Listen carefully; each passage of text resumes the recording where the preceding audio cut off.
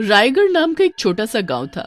रायगढ़ व आसपास के कई गांव में सरकार द्वारा सरकारी टॉयलेट बनाए जा रहे थे। गांव में सरकारी टॉयलेट बनाए जाने से गांव के काफी लोग बहुत खुश थे, लेकिन वहीं दूसरी ओर गांव में कुछ ऐसे भी लोग थे जो गांव में सरकारी टॉयलेट बनाए जाने से खुश नहीं थे। उन्हीं में से एक था केशवा। एक रोज गांव के कुछ लोग व मुखिया जी आपस में बैठकर बातें कर रहे होते हैं। अब तो जल्दी ही हमारे गांव में भी सरकारी टॉयलेट बन जाएगा। गांव में टॉयलेट बन जाने से अब हम लोगन का धोती उठाकर खेतों की ओर नहीं भागना पड़ेगा। सही कह रहे हो गगन भैया, गांव में टॉयलेट बन जाने से अब खेतों में साफ सफाई रहेगी। अरे ये क्या तुम सब लोगन ने सरकारी टॉयलेट लगा रखी है? अरे सुबह सुबह खुली हवा में शौच करने में जो मजा है वो बंद कमरे में नहीं। मैं तो कहता हूँ सब लोगन को मिलकर ये सरकारी टॉयलेट बनने का काम रुकवा देना चाहिए। ओके सुबह भैया, हम लोगन को आपके जैसे सवेरे सवेरे धोती उठा के मूवी दिखाने का शौक नहीं है। हाँ सही कह रहे हो माखन भैया। अब कल सवेरे की ही बात कर लो। केशवा भैया अपनी धोती उठाए खेतों की ओर ऐसे भागे जा रहे थे जैसे उनकी ट्रेन छूट गई हो और जल्दी में लोटा तक ले जाना भूल गए थे। अरे सरकारी टॉयलेट में पानी, मग्गा, यहाँ तक कि हाथ धोने का भी साबुन मिलेगा, तो फिर हम लोग खेतों में शौच करने काहे जाएं? अरे भाई जरा ये तो सोचो कि एक ही टॉयलेट में हमारे गांव के मर्द और औरतें दोनों जाएंगे। अरे बंद टॉयलेट में गांव की औरतों के साथ किसी ने छेड़खानी कर दी तो लोग कर लो बात। अरे केशवा, गांव की औरतों की चिंता तो तू ना ही करे तो अच्छा है। अरे मुखिया जी, हम औरतें सवेरे 4 बजे उठकर जब खेतों में शौच के लिए जाती है ना, तो ये केशवा हम औरतों का पीछा करता है और हम औरतों को छेड़ता है। फिर सभी लोग केशवा का बहुत मजाक उड़ाते हैं और वहाँ से चले जाते हैं। अगली सुबह गगन अपनी पत्नी से कहता है, कजरी, ई बार गेहूं की खेती बहुत बढ़िया हुई है, इसीलिए हम शहर जाकर दुकानदार से गेहूं खरीदने की बात करके आते हैं। तो 4 दिन में वापस आ जाऊंगा, ठीक है? ऐसा कहकर गगन घर से शहर जाने को निकल जाता है। तभी कल्लू लाल की नजर गगन पर पड़ती है और वो जल्दी से जाकर केशव को बुला लाता है। कल्लू लाल, जल्दी से जाकर जग्गू को भी बुला ला और साथ में लाठी लाना ना भूलियो। आज इस गगन की वो हालत करेंगे कि कभी सपने में भी हमारा मजाक नहीं उड़ाएगा।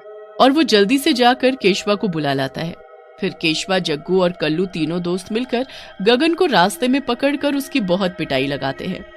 केशवा और उसके दोस्त गगन को इतना पीटते हैं कि उसकी मौत हो जाती है। केशव भैया, ये गगन तो लागत है कि परलोक से धार गया, अब क्या करें हैं? अरे इससे पहले कोई आ जाए, इसे जल्दी से ठिकाने लगा देते हैं।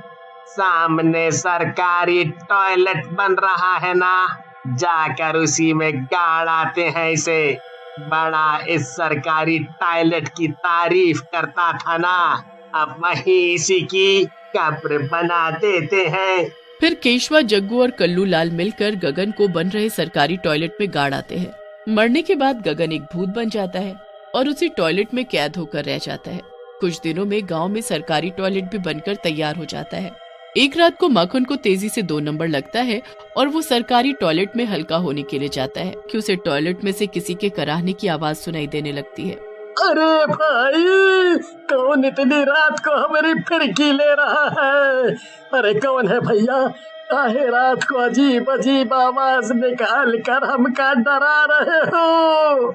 मुझे यहाँ से बाहर निकालो, नहीं तो मैं तुझे मार डालूंगा। तभी माखन हड़बड़ाकर खड़ा होता है और अपनी धोती उठाकर वहाँ से भाग निकलता है।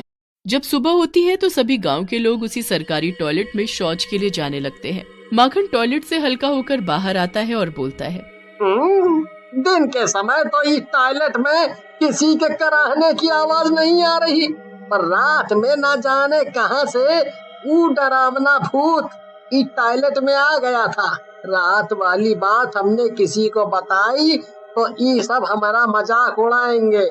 हाँ, इसीलिए अच्छा है कि हम अपना मुंह बंद रखें। क्या हुआ माखन भैया, काहे अकेले अकेले बड़बड़ाए जा रहे हो? और सवेरे सवेरे कौन सा भूत देख लिया तुमने? तो तुमने हमारी बात सुन ली? अरे क्या बताएं जग्गू भैया, हमने रात को इसी सरकारी टॉयलेट में एक भूत को देखा था। अब अगर आप रात में हल्के होने के लिए यहाँ आओ ना तो जरा संभल कर रहना। तभी वहाँ मुखिया जी आते हैं और सभी गांव वालों को इकट्ठा करके कहते हैं, सरकार ने सभी गांव में सरकारी टॉयलेट बनवाए हैं ताकि हम लोग गांव को साफ रख सकें, और ये तभी होगा जब सब गांव वाले मिलकर गांव में गंदगी ना फैलाएं। इसीलिए हम सभी लोगों को सरकारी टॉयलेट का इस्तेमाल करना चाहिए। केशवा, कल्लूलाल और जग्गू, तुम तीनों इस बात का ध्यान रखना। अगर अब हमने तुम्हें खेतों में धोती उठाकर हल्का होते हुए देखा तो तुम तीनों की खैर नहीं। एक गगन था जो हर वक्त सरकारी टॉयलेट के गुण गाए रहता था, और अब आप मुखिया जी जो हम लोगन के पीछे ही पड़ गए हो। हमका खुले में करने में आनंद आता है, और कौन सुबह सुबह उठकर संडास जाने के लिए लाइन लगाए? हमारे लिए तो खेत ही बढ़िया है। उसी रात जग्गू को बहुत जोर से पेट में दर्द उठता है। लगता है आज कछु ज्यादा ही खाना खा लिया। अब खेतों में तो हल्का होने जा नहीं सकते। मुखिया जी ने खेतों में जाने की मनाही जो की है। चलो तो आज सरकारी टॉयलेट ही इस्तेमाल कर लेते हैं। ऐसे बोलकर जग्गू टॉयलेट में हल्का होने के लिए जाता है। उसे अपने सामने भूत दिखाई देता है। मर गया रे।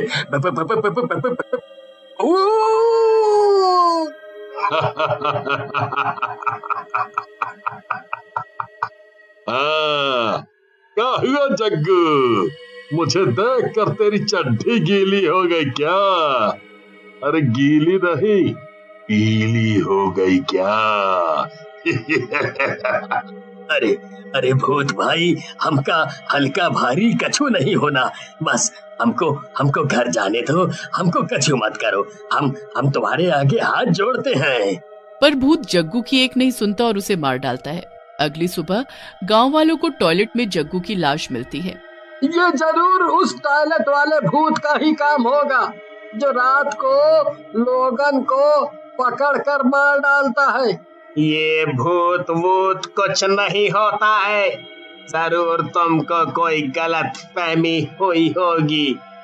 हम सच कह रहे हैं मुखिया जी, ये टॉयलेट एक भूत का टॉयलेट है जो रोज रात को अपना शिकार करता है। हाँ।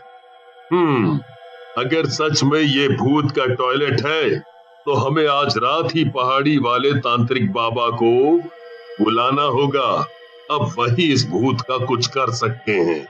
फिर सभी गांव वाले रात के समय इकट्ठे होकर तांत्रिक बाबा के साथ उस टॉयलेट में जाते हैं। तांत्रिक बाबा टॉयलेट में खड़े होकर मंत्र पढ़ना शुरू करता है कि तभी वहाँ सभी लोगों को किसी के कराहने की आवाज सुनाई देने लगती है। तभी भूत तांत्रिक के सामने आता है और भूत की नजर केशवा और कल्लूलाल पर पड़ती है।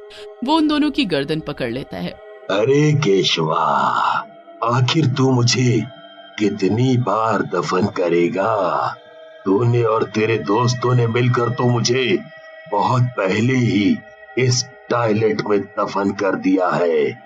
भूत जी, ये आप क्या कह रहे हो? फिर भूत मुखिया जी और बाकी गांव वालों को सारी बात बताता है। हाय रे केशवा, कल्लू, ये तुम दोनों ने क्या कर दिया? अरे हाथी जितने कीड़े पड़े तुम दोनों को। मेरे पति को मार डाला रे, मार डाला। फिर भूत केशवा और कल्लूलाल का गला दबाकर उन्हें मार डालता है।